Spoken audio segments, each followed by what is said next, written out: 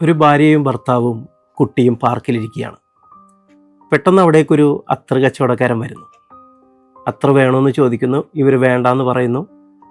അദ്ദേഹം വീണ്ടും വീണ്ടും ചോദിക്കുന്നു. ഇവർ വീണ്ടും വീണ്ടും വേണ്ടാന്ന് പറയുന്നു. ഒരത്തർ എടുക്കൂ, എനിക്ക് മരുന്ന് കഴിക്കാനുള്ളതാണ്.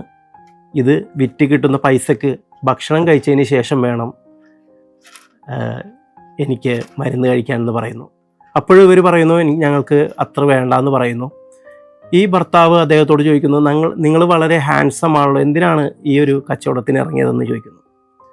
അപ്പോൾ അദ്ദേഹം പറയുന്നു, ഞാൻ ഒരു പ്രവാസിയാണ്, വളരെ വർഷങ്ങളോളം പുറം ലോകത്ത് കിടന്ന് കഷ്ടപ്പെട്ടൊരു വ്യക്തിയാണ്. എൻ്റെ സമ്പാദ്യമെല്ലാം എൻ്റെ കുടുംബത്തിന് വേണ്ടി ചെലവഴിച്ചു.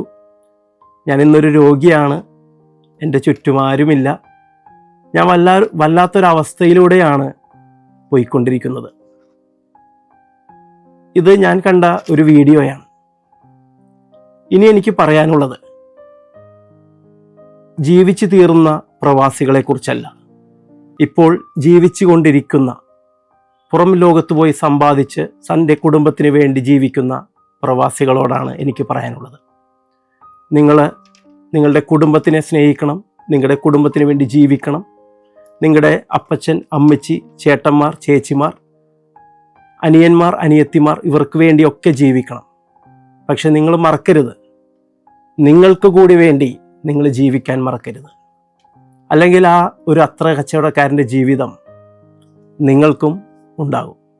അതുകൊണ്ട് ഒരിക്കൽ കൂടി പറയുന്നു, നിങ്ങൾക്ക് കൂടി വേണ്ടി ജീവിക്കാൻ ശ്രമിക്കുക. എല്ലാവർക്കും നല്ലൊരു ദിനം നേരുന്നു. നന്ദി.